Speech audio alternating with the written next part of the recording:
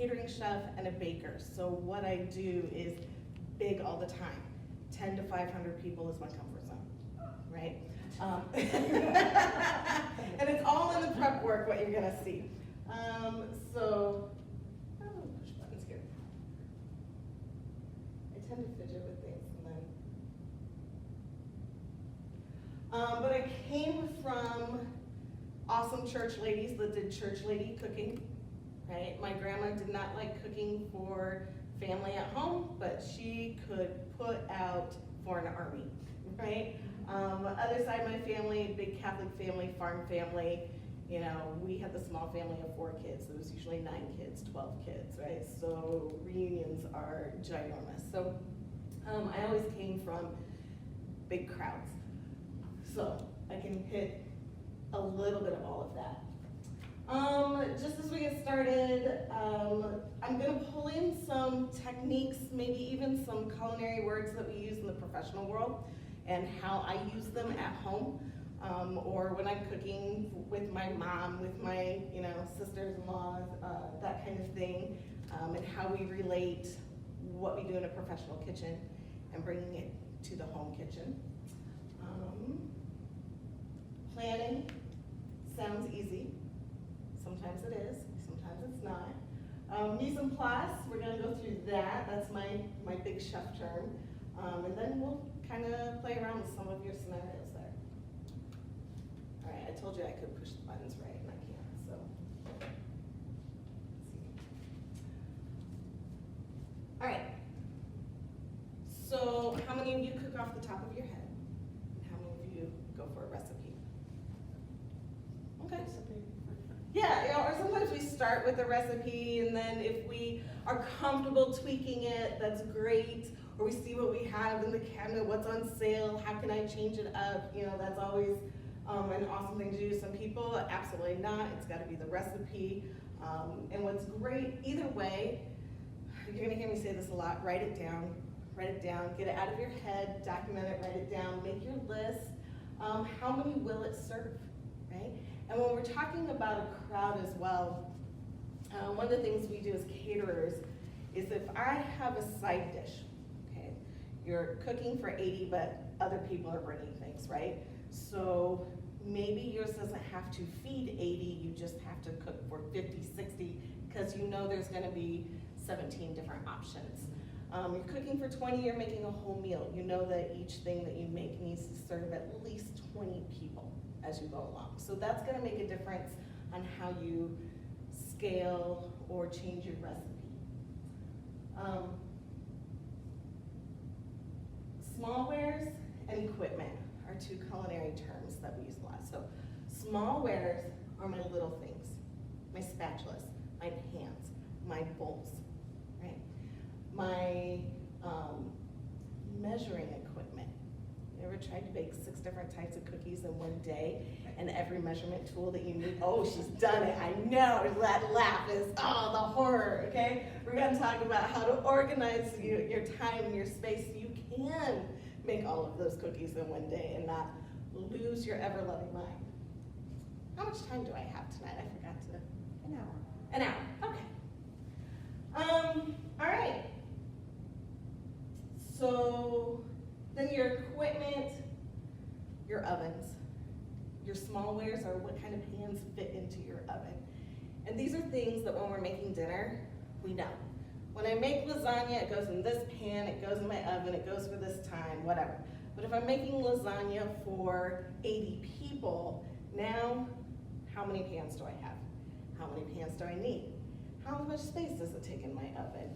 Oh my gosh, now I'm crying because I didn't think about this, because I got all my ingredients from my recipe, but I didn't think where I was gonna put it when I was ready to make it. Have we run into that before? Back to that cookie scenario where you ran out of cookie sheets? Yeah.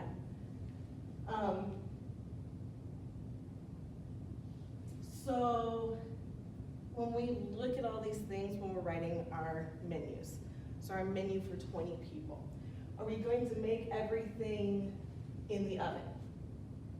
Are we going to make everything on the stovetop? Right? That's one thing as caterers in our kitchens, we do the same thing.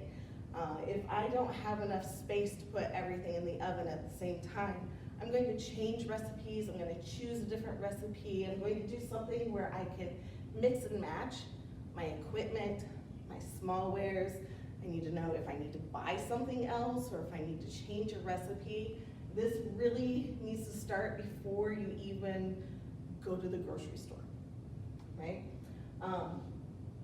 And if you're doing these events, these sound like events that you're doing over and over again, or at least you're involved with, once a month, or, you know, you can make a list of different type of recipes. Like, do this all in one sitting, kind of scratch it out, and then you can mix and match, right? So if you've got 1 month where you're grilling burgers for your event, you know, maybe we're not doing grilled asparagus then. And then the next month we do some kind of grilled asparagus because we're making some kind of a meat sauce on the stovetop, right? I think this part really gets overlooked, at least when I watch people try to put these things together at the last minute, or when I do private chef events and I walk in to help people finish out a meal, and I think, oh my goodness, you have everything going in the oven, and you don't have enough pans, and we don't have enough space. It doesn't fit. I've seen people try to fit things in. Yeah, oh, we've all done it, right? We're like, we'll just stack this one on the corner of that one, and it'll be okay, right? And I have even gone so far as to measure my pans to make sure that they'll fit in side by side. Or, you can see I have a lot of issues with my home oven trying to fit things in, right? I have a beautiful pan that has edges, and then I have a broiler that gets in the way, right? These are the kind of things that you don't want to find out at the last minute when you only have an hour to bake it, and then it's supposed to be served. And now we can't, you know, figure out how to get done, and now we have tears, and now we have bad words, and now we have like all those things, right? So we think of those things through first. We'll come back and forth with that one. Anybody have horror stories that you want to admit? Okay, tell us. Trying to make carnitas for about 40 people for my daughter's wedding shower. Whoa. I thought I could do it in 2 crock pots, and no, I needed more. So you had big roast, Yes. lids wouldn't fit on. Right. Yeah. For all the ingredients that had to go in the crock pot, the crock pot was too small, so. Yes. Then I was dumping it in big stock pots on the stove. Yeah, so things like that, you know, big, large roasts. I've done that before where when I got married, the only crock pot I had, which I still have, and it's one of my favorites, right? It's that cylinder, green, you know, crock pot. And then you go to put a pot roast in it, and you're like, it doesn't fit. I now own 5 crock pots of different various sizes. I love crock pots. We'll get into those here in a minute too. They are my favorite. But yeah, that's definitely what needs to be cut down, what needs to be put into 2 or 3. Ooh, how many breakers do you need for how many crock pots? I recently had my kitchen renovated in the past, I guess, 4 years. And the first thing I told my electrician was, I need to be able to plug in minimum 5 crock pots, turkey roaster, and 2 coffee makers at the same time. And he was like, Christy, are you sure you gave me those numbers? I was like, Rudy. That's my electrician's name. I have him on speed dial. I love him dearly. You can come to Thanksgiving and you can see it yourself, right? You are welcome to come see it. And he, you know, he took that serious. He made sure that I have an abundance of breakers, but those are things that I learned as well. It's not just how much can you fit and how do they fit on the countertop, but will at least stay turned on. I do it in our kitchen all the time. I was like, hey, Sybil, guess what? This doesn't go with this breaker anymore. So, yeah, definitely measuring those. Okay, what other kind of horror stories? I would frequently host Thanksgiving, and there would be maybe 10 of us. I would do a turkey breast in the crock pot, so I had room in my oven. And one year, or maybe it was Easter, I decided to switch it up and do like a bacon wrapped stuffed breast that needed to go in the oven.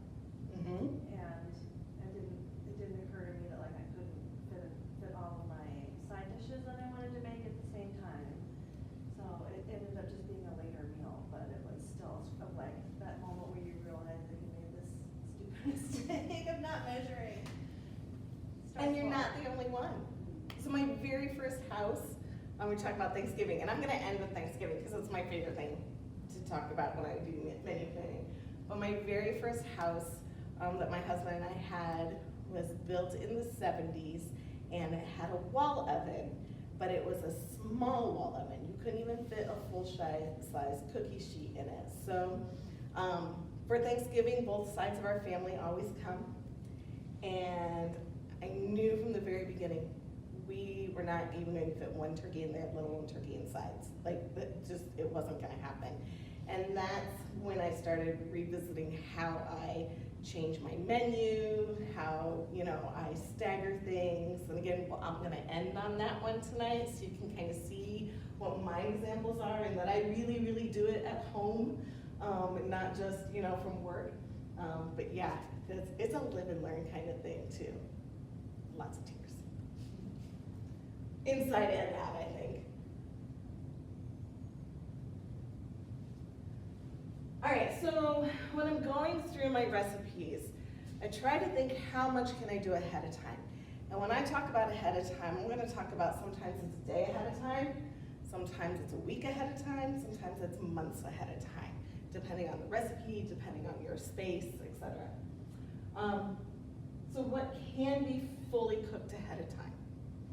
Now, yes, we can cook everything ahead of time, but that doesn't mean everything reheats well. So there are times though that you have to maybe adjust a recipe, like mashed potatoes.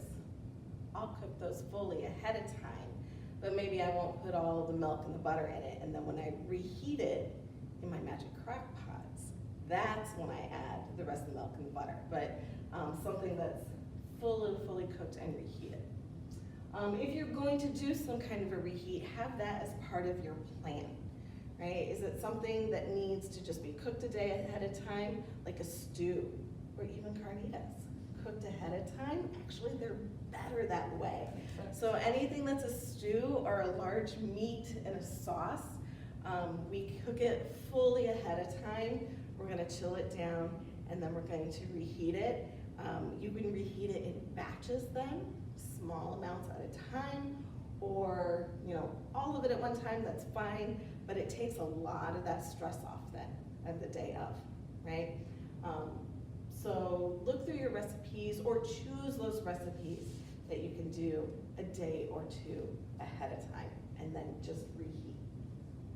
Par cooking. This is the magic of a professional kitchen, is par cooking, plain and simple. So par cooking is just short for partially cooked items, right? So when I have a large catering for 300 people and we're doing a chicken breast, I may take that chicken breast the day ahead and cook it halfway and then chill it, okay? And then the next day, it's only going to take me 10 minutes in a hot oven to finish it off, right? So this gets a little bit hairy. We're gonna talk a little bit about cooling things and reheating things properly so you don't get people sick. Par cooking may or may not be easy with meat items if you're new at it, right? But if you are one to follow temperatures and guidelines, if you need help with that, I can help with that.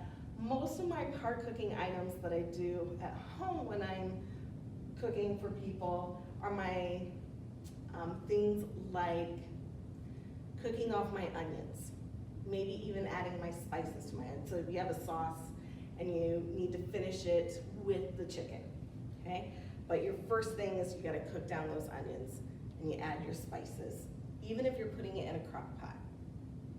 You could just do that. Let it sit. Let it sit for a couple days. Put it in the freezer. Let it sit for a couple months. And then when the event day comes and you gotta finish that sauce, you can take out those onions that are already pre-cooked, which is part of the whole sauce, put them into the rest of the sauce, put them over that chicken, and finish baking off that chicken. Right? That right there is a huge time saver. If you chop up all your vegetables and par cook them down or start cooking them down and then store them away for when you need them, then putting that sauce and that whatever it is, meatballs or stuffing or whatever it is together at the last minute isn't so taxing. Because what's the hardest part of a recipe a lot of times it's that very, very beginning where it says, let's just use stay on onions, chop up those onions, cook them slow until they're translucent. You guys have that in your recipes. We call it something different, and we call it sweating onions in the professional world, which sounds really gross to people that aren't professionals. So in your cookbooks, you'll have it cook for 5 minutes until you can see through it, until they're translucent. And it never takes 5 minutes, does it? No. It takes 15, it takes 20, depending on your pan and how many you have in there. 40 minutes later, you're like Martha Stewart said this is gonna take 5 minutes, it doesn't take 5 minutes, and now you're behind. Oh, see, yeah, we love and hate Martha Stewart. Right? But those are things that in your recipe, when you have all of those different recipes, how many of them take onions? How many of them need to be cooked down? How many celery stalks do you need to chop? What can be chopped and what can start that cooking process that you can set aside and come back later? All right, so how many of you have cooked a whole bunch of something and then went to put it in the refrigerator and now it doesn't fit? That's me right here. I'm always that. That was me on Saturday. I had to ship stuff to the church Friday night for Saturday.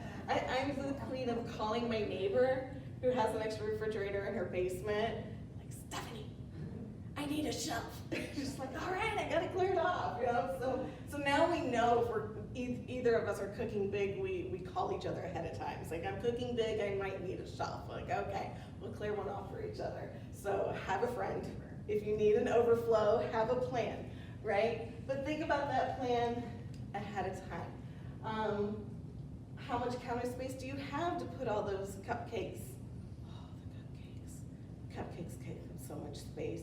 They're so cute to make, and I don't mind piping them all out and getting them all cutesy, and then what do you do with them? Because now they're gonna dry out, or my cat's gonna lick them if I leave them out. I gotta put them someplace, right? So having those containers, what do they fit in? Do you have a matching lid? Right, so that should actually be part of that equipment prep, that smallwares prep. What are you going to store these in? Did you buy the saran wrap? Do you have enough foil?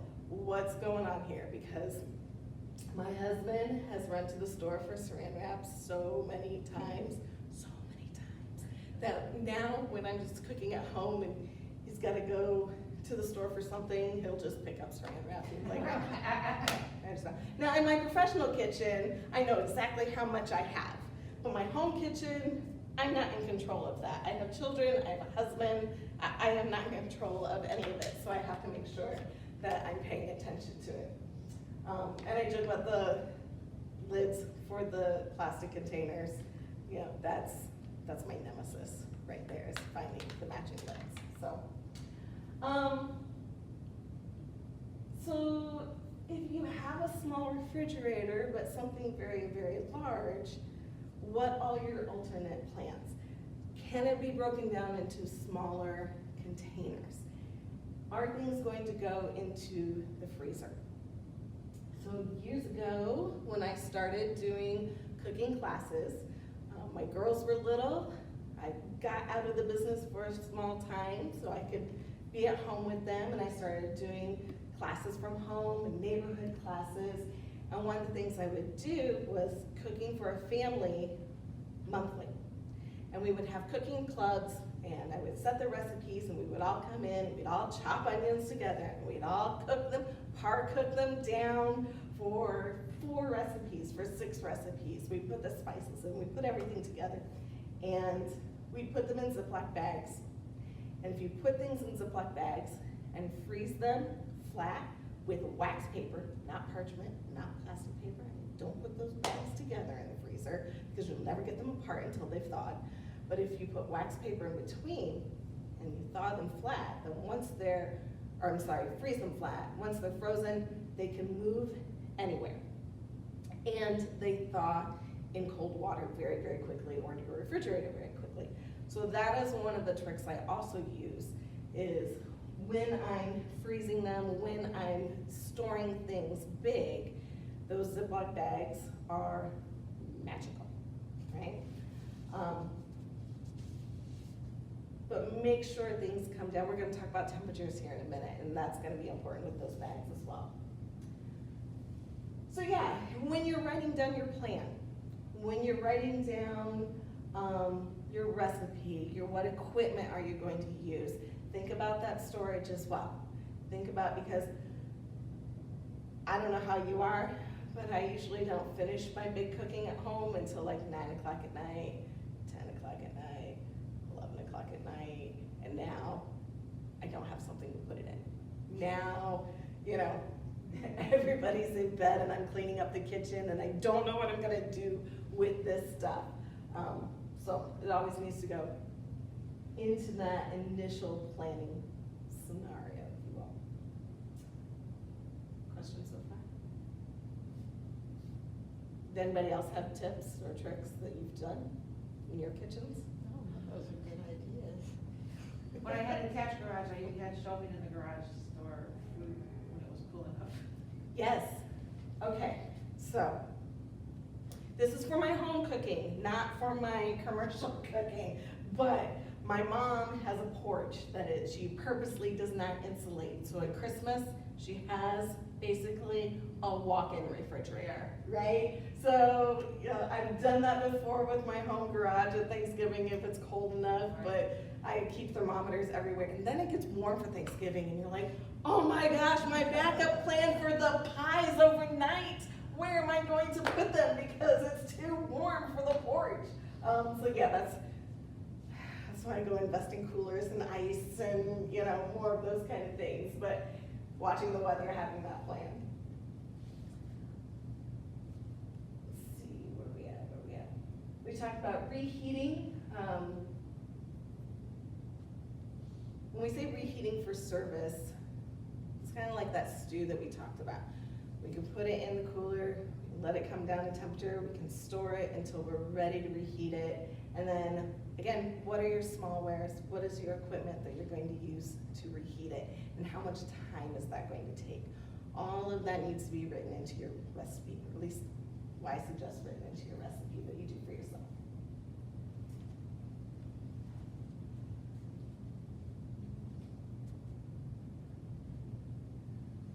Seriously, write it all out. No joke, write it all out. Type it all out, draw yourself pictures. I love writing things out. I actually, when I was much younger and just starting in the career, there was a show called Iron Chef, the original Iron Chef from Japan. You guys ever watch it? Yeah. With Morimoto as one of the original three. Well, there's the Chef Chen. And Chef Chen at the beginning, you know, it's the big cooking contest. Oh, here's all your stuff and go cook very quickly, and everybody would race to the kitchens. And Chef Chen would stop and write down his recipe. No joke, write down the recipe. And I just remember everybody talking about that. And he would win all the time, right? And he was always at the buzzer just like everybody else. And as a young professional, I really watched people that organize themselves that way. And I have to write while I think, even if I don't go back and look at it. But I'm a list. You can ask Sybil when she comes in. Every day, I start my list and I tape it to my wall. When I have my employees working for me, I give them their list and I tape it to their wall. Or in some of my kitchens, I've had permanent clips on workstations. And I do this at home too. Whatever I'm writing down, I put it on the wall. In that remodel that I did, I had my husband put a big thing of craft paper in a section on my wall so I can now write it. My eyes are getting old, so I write it really, really big. So I made it make it really, really big. So that at any point, I know where I am in my organization. If I have somebody come in and help me, like one of my kids who's only half paying attention, or a friend come over and we're talking and working together, then it's written down.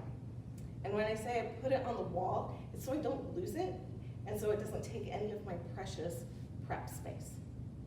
I don't need it under a bowl.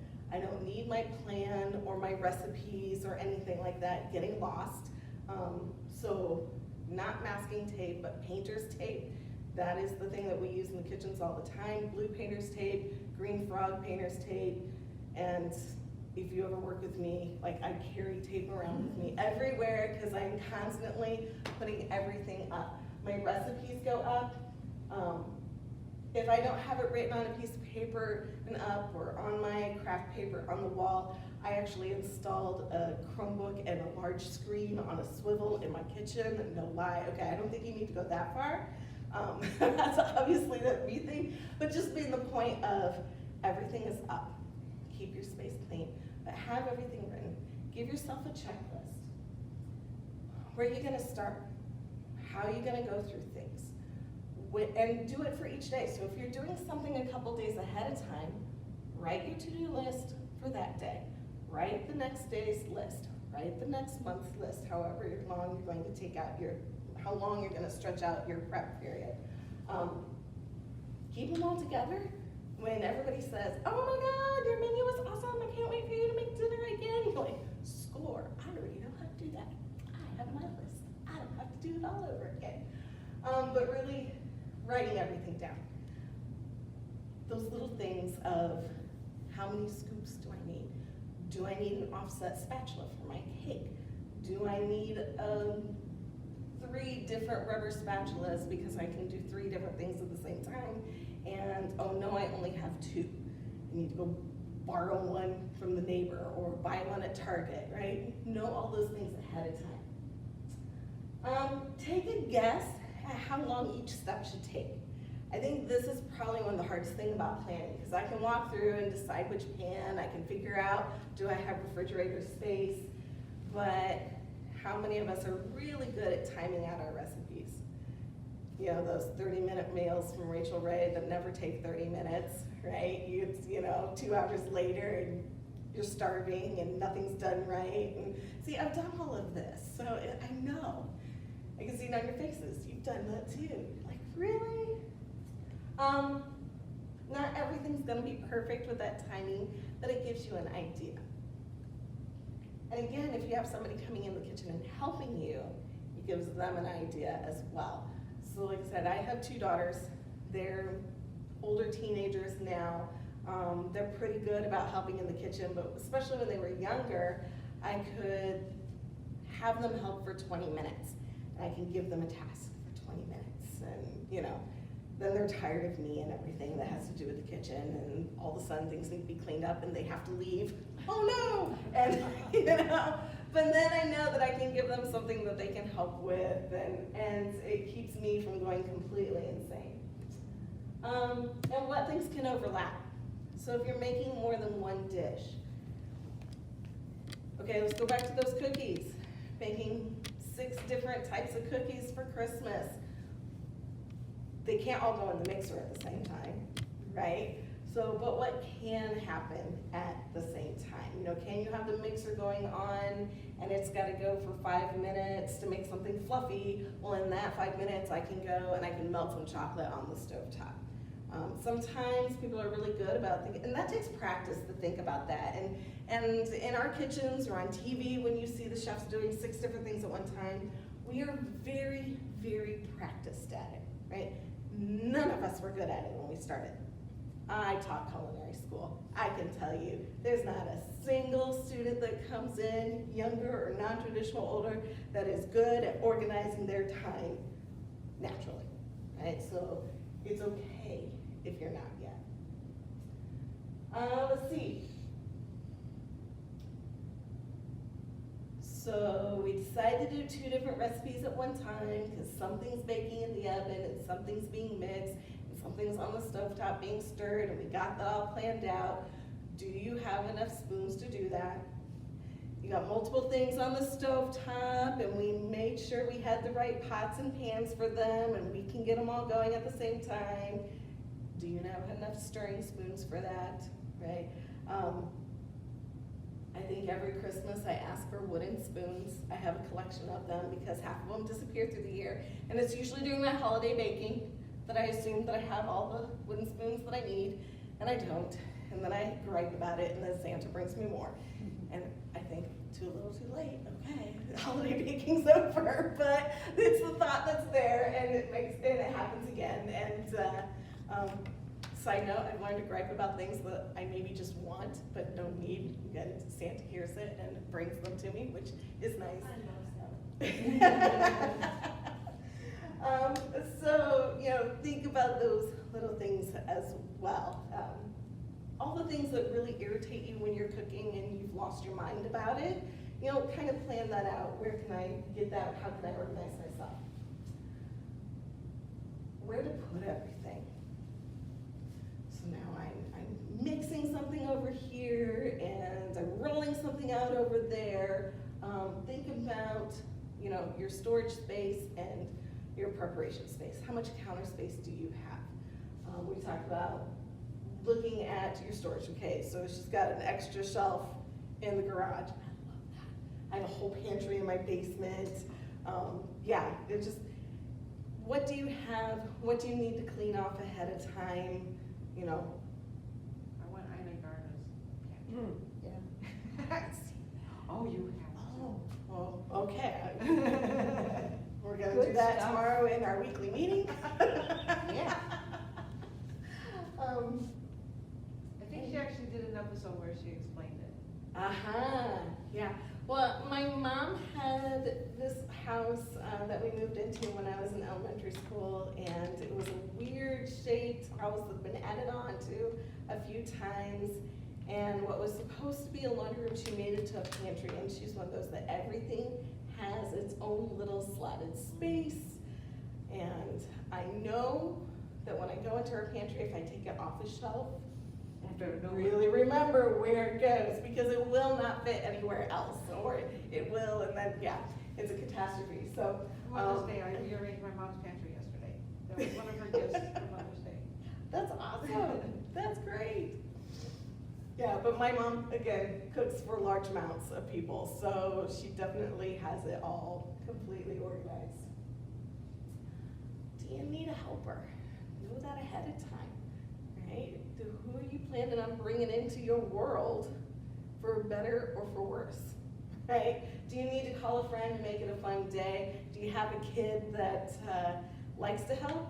Do you have a kid that's been grounded and needs to do dishes? Like, what is the scenario? But ask for help ahead of time if you need to.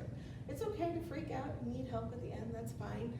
My husband is awesome about, wheels fall off the wagon and I need him to pipe on some cupcakes. And he's got it.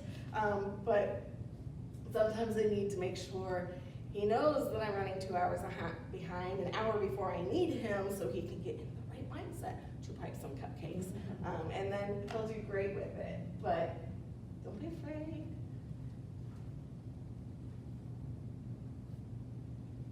Does anybody have helpers that they bring into their kitchen with them? Who do you have? My husband chops, Awesome. but he also cooks some of these meals for the shelter. And he's an engineer, so he's got a process. So is mine. I mean, all written out, and don't deviate. That's right. You can't deviate from that process. If any of you have never had to live with or worked with an engineer, they really do think different. So your lives are very, sometimes in boxes, but that's the way spaceships get into space. So that's okay, right? We like that. All right, so I said I was gonna bring you in culinary terms, mise en place, which if you watch the cooking shows, you may have heard that one as well.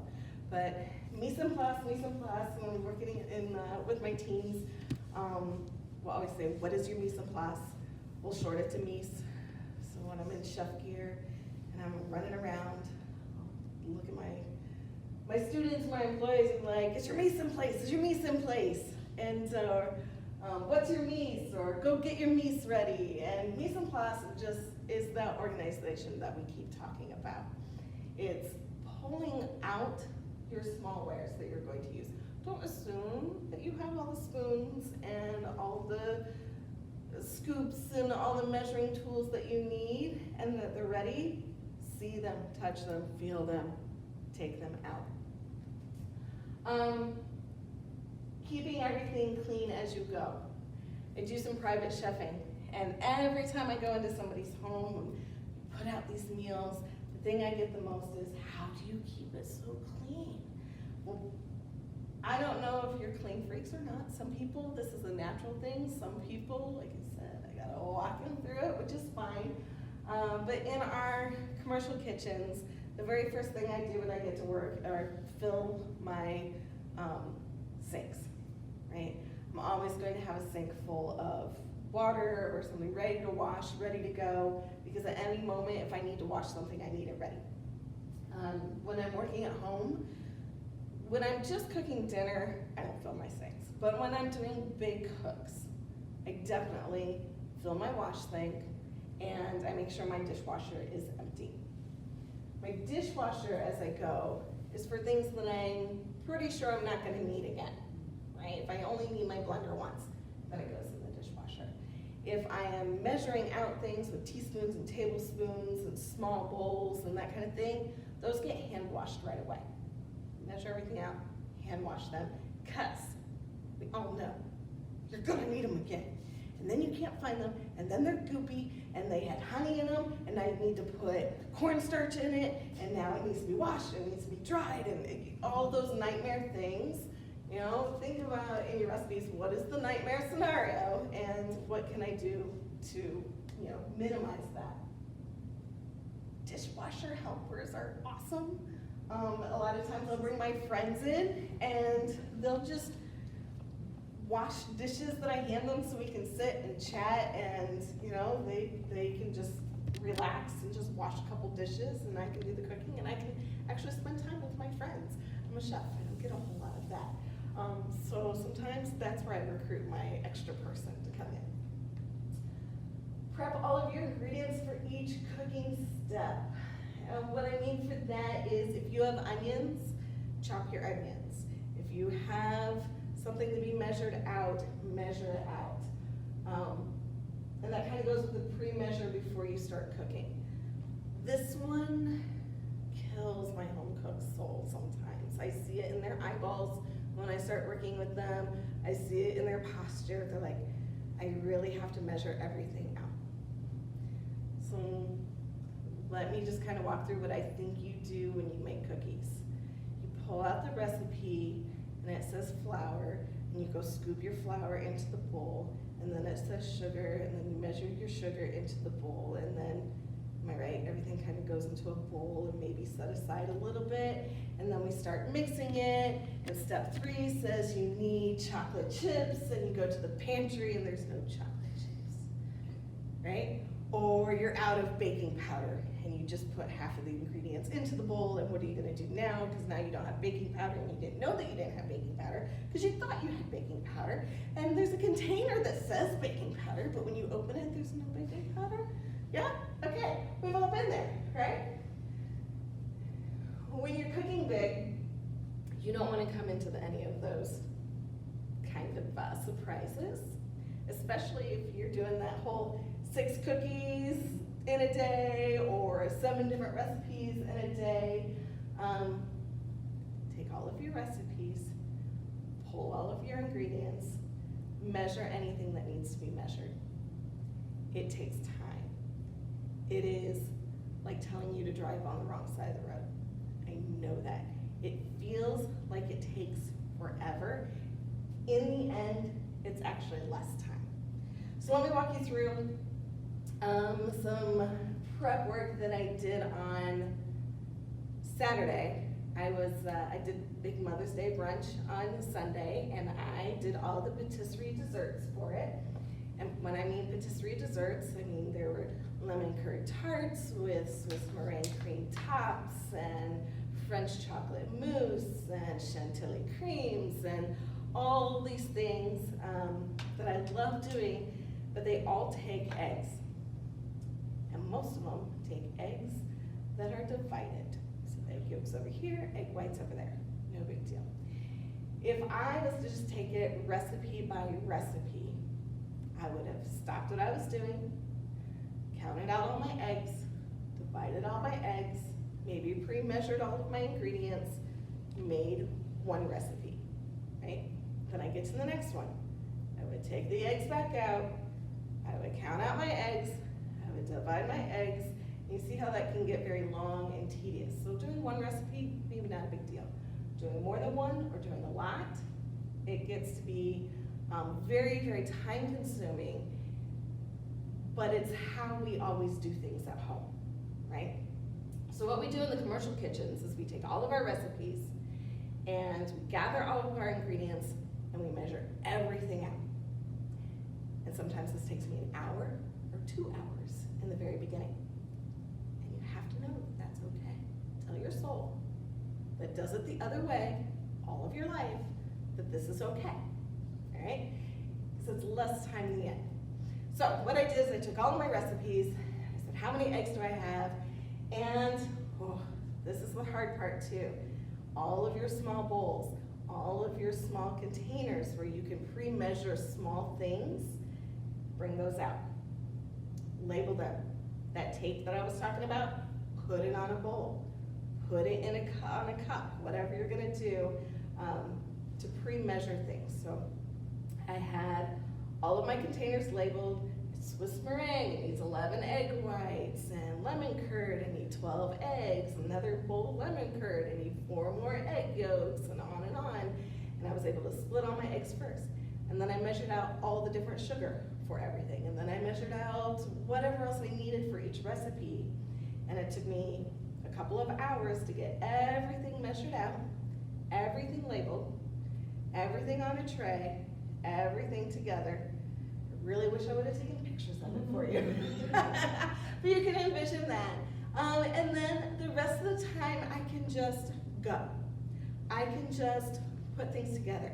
I can do 2 or 3 recipes at one time because I don't have to stop and walk away and look for the ingredient and measure it out and realize I forgot something, because then we mismeasure things even when we have them. How many of you have been there where your cake went bluck and you go, must not put enough flour in that or something, right?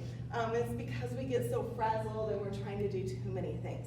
So that is what we as professionals do when we say mise en place.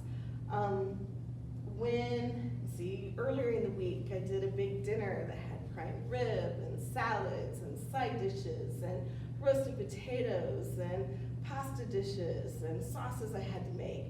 And the beginning of my day was pull all of the vegetables that you're going to need for every single recipe. What needs chopped, what needs sliced, what needs minced. Do it all with my cutting board out, my big old knife, just go to town on it, and now I have everything pre-cut, pre-measured, and I can just set it aside until I'm ready to put it together later. I was one person in the kitchen, doing a big old dinner for 60 people, and no problems at all whatsoever because everything just was already pre-done. And that goes back to one of the earlier slides. So like, what can you par cook and what can you do ahead? If I was at home doing dinner for 60 people in my little kitchen, I'm gonna pull the vegetables out 1 day, 2 days ahead of time, chop them up, put them in a container, set them aside. I label them in my house. This is for Mama's Catering, don't touch, right? Whatever you have to do. Not eat. Yeah, exactly. Label, label, label, label. Yeah, my kids now will look at something and go, is this for work or is this for us? Like they've learned. But those are those things that you can think about in your recipe and doing ahead of time, even if it's just chopping. And during the holidays, when we're doing all this baking, I'll measure out all of what we call our dry ingredients, our sugar, our flour, whatever. I'll put it in Ziploc bags. I'll label what it is, how much it is, what recipe it goes with, and I'll put those in a box and set them aside. Like next week when I make cake, I now don't have to measure that out. Now I just have to worry about the milk and the eggs part of it. And when you're doing a lot, or you're doing it in big scale, now you know that you have it, and now you know that it's set aside. It's there, it's waiting for you. I used to make bread 3 times a week. But I measured all of my bread ingredients out and put it in bags every 6 months. So it was super easy. That's when I was at home. When I was a stay-at-home mom. And even my kids then, we got a bread maker and they would do it because it was all measured out, but it was still my recipe. So those are some of the things that you can like really think about ahead of time, set it aside. Dry ingredients are beautiful like that. I'm going and going. Stop me. Questions? Stories? Well, Anybody? there's a, Tell us. I don't really know how to ask this question, but, I mean, I've been cooking all my life, but my husband just started to help cooking just a couple years ago. And he has a question about fluid ounces versus ounces. Ah. So I had him grate some cheese, and he came up with 3 ounces in a cup. And I said, that's not enough cheese. So we took out a scale and weighed it. But he said, but it's fluid, isn't it fluid ounces? You know. So your recipes for that, okay, in my world, the recipes would say fluid ounces or ounces. Your husband being an engineer Yeah. will also know that anything that is water or water-based is a pound the world round. And if he doesn't know that, well, we won't say what kind of I engineer told he him is. that. Right? Right, so if you have a liquid that's in a small amount, it's an ounce to ounce fair. When you're talking about cheese, or salt even, or anything that is not a liquid or that is heavier, your recipe, unless it says fluid ounces, it means an ounce weight. Go get a $15 scale from Amazon, from Target, from Walmart, put it in your kitchen, learn to use it, learn to love it, learn to everything with it. If you're doing those kind of recipes, that it will definitely be weight. Unless it's like 8 ounces of sugar, 8, you could measure so, that in a cup. but a cup of sugar is actually 7.4 ounces. Oh, see? I See, didn't know right. that. See? A cup of flour is 4.4 ounces. So as bakers, we always go by weight because your scoop and my scoop and the first scoop and the scoop from the top and the scoop from the bottom, all of those are different weights. No matter how hard you try to get them to be the same.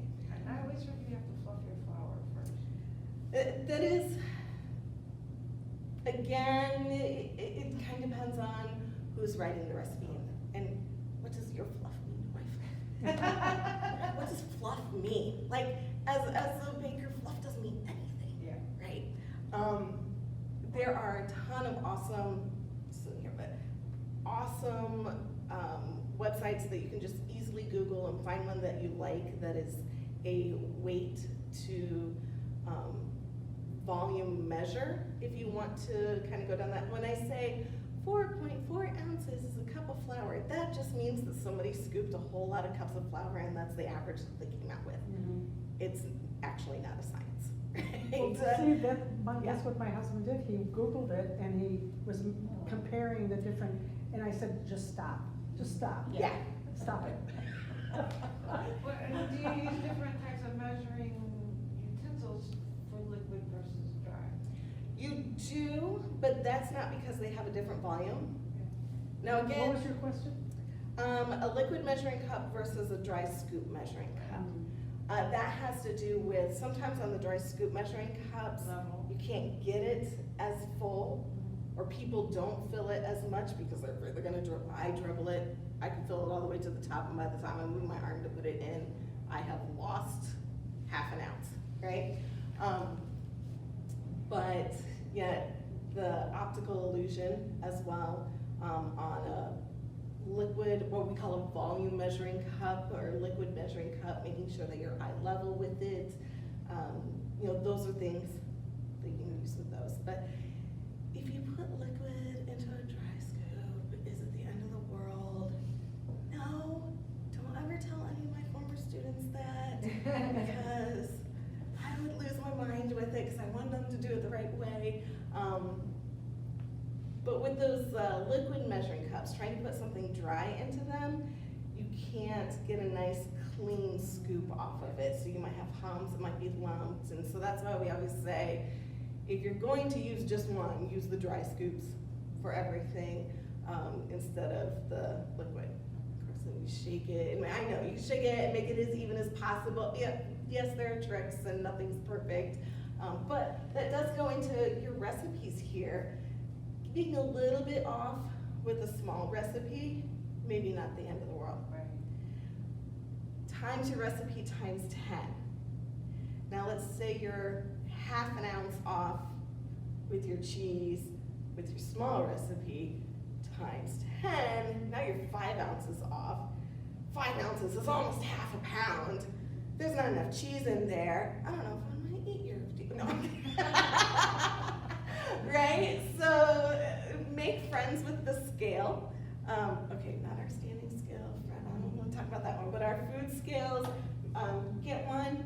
It'll change a ton of how you do your cooking and how you look at your recipes, especially when you're scaling up, because that's what we call it, scaling up, or making them bigger. Are there certain types of recipes that are, like, as a home cook, right? Mhm. Not the culinary magic that you have.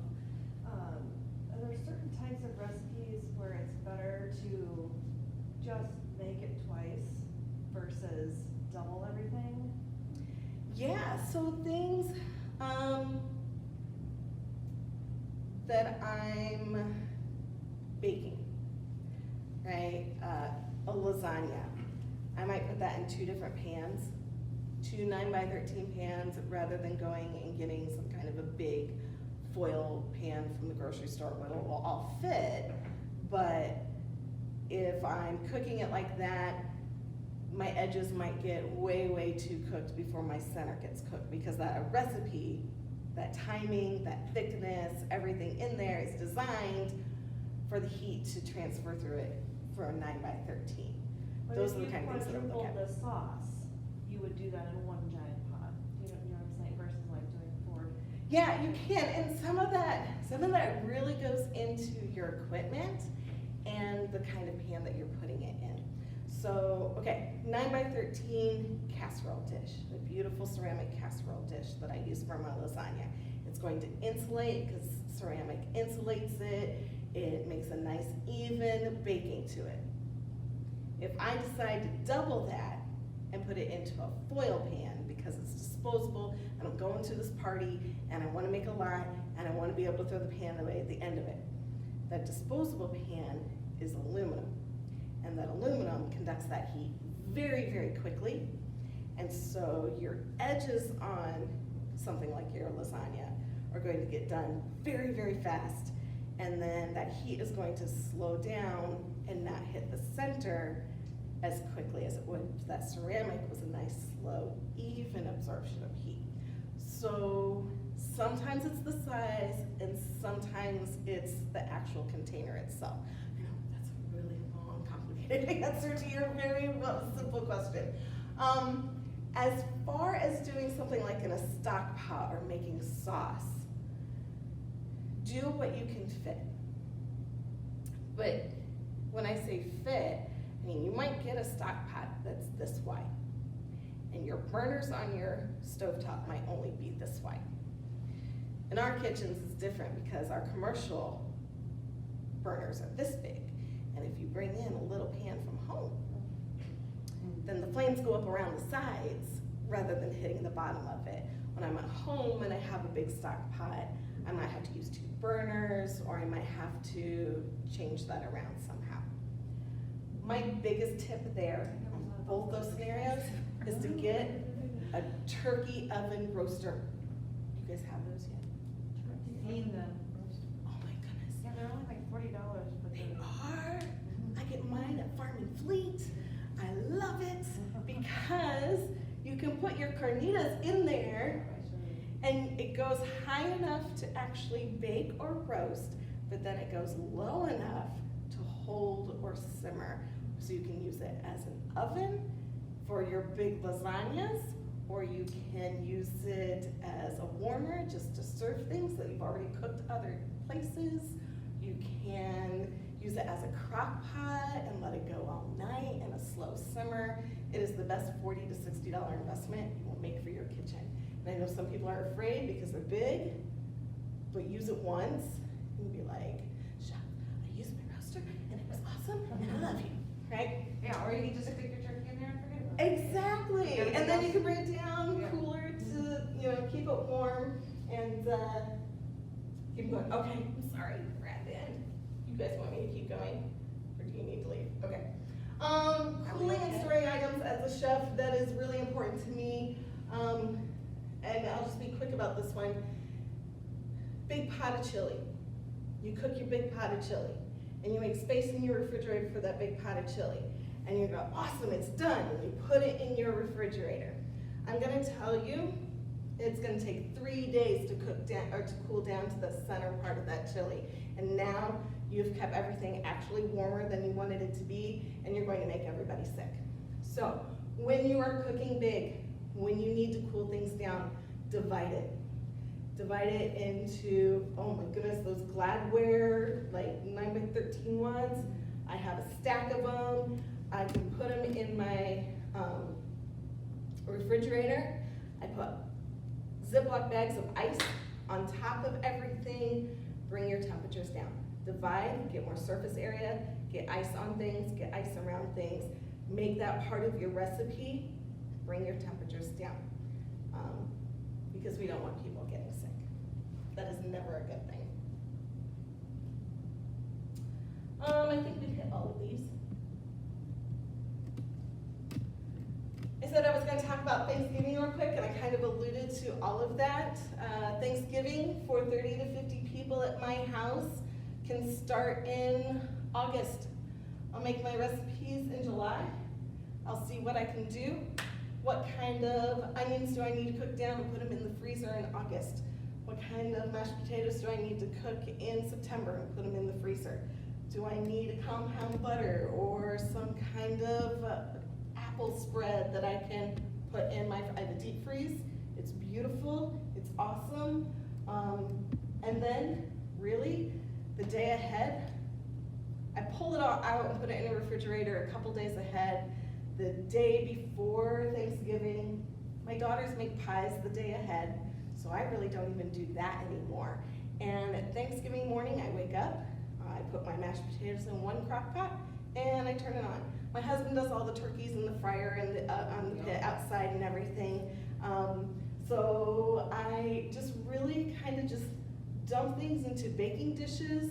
I'll add my bread that's been drying to my onions that I cooked off a couple months ago and add my liquid to it, throw it in the oven. Seriously, it's the easiest menu because I do a little bit at a time every week, put it in the freezer, pull it all out at the last minute. Like I said, we still have both sides of our family that come in after almost 27 years. We still do Thanksgiving for both sides of our family, and now there's a ton more kids. And so really, Don't lose that checklist. on Wednesday, my daughters make the pies. We put out charcuterie board, and I drink a lot of wine. Oh, wow. I get up on Thanksgiving morning, I dump everything into roasters and crock pots and my 9x13s and put them in the oven. My husband outside making turkeys. I take coffee to all the boys that are making turkeys and thinking that it was so hard. It's really not hard. They have a lot of fun. And really, that's it. That's it. It's super simple. Now, I haven't really changed my menu in 27 years. That's the other part, is we locked into what we like, and that's what we do. And if we add something, it's because we really want to add something, and if we don't, it's because we really just want to spend time with family and friends. But like I said, we do a little bit each week for months ahead of time, and then it's done. So, right, that's what I have. Questions, comments?